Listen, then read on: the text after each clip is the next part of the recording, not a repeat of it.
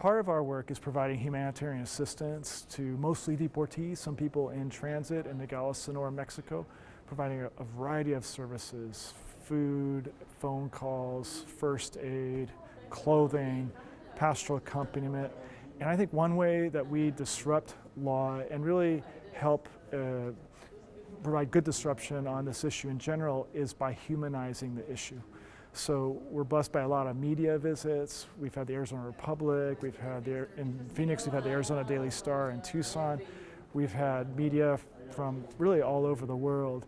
Many of them speak to the people that we serve. They talk about their experience, and when they do that and those stories are run, I think that has a real impact in terms of humanizing this issue.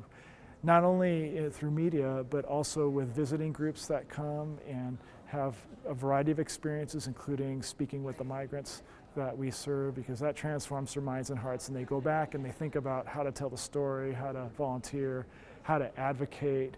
And so I think that's a subtle way, but a powerful way. I think we disrupt the status quo because we have this whole range of people who have had that human contact with people directly affected by this reality and see the brokenness of our immigration system and our immigration infrastructure, and are asking how can we change it so that it really respects the human dignity of migrant men, women, and children.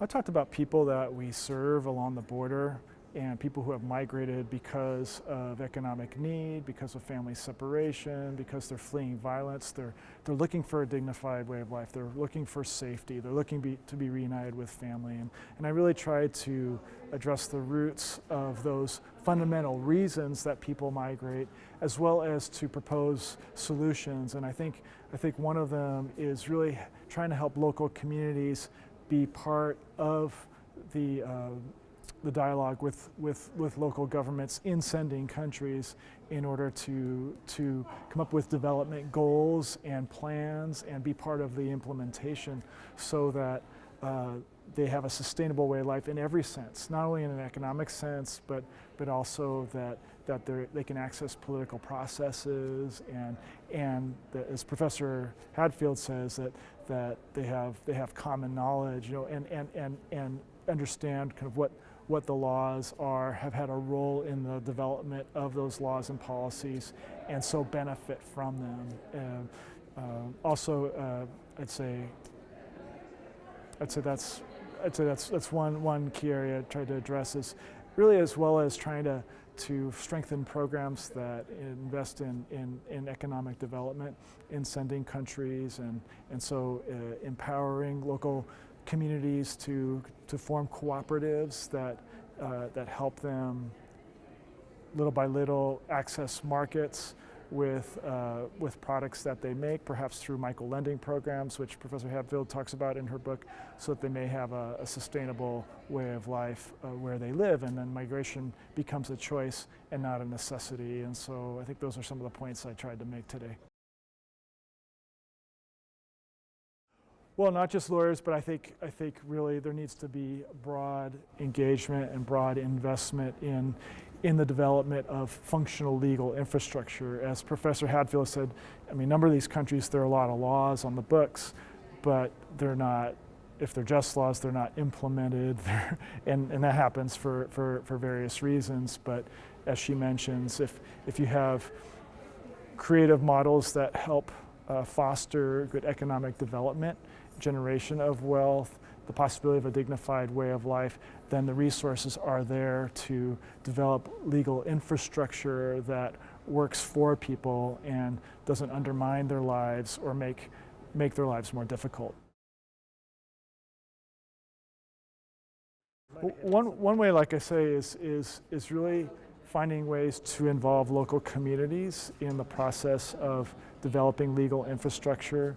Obviously that involves education of local communities and helping them develop their own goals, but also means trying to help them engage government and participate in processes that allow them to bring their desires and their hopes to the table and be part of the implementation of those goals. I think another way as well is through community organizing.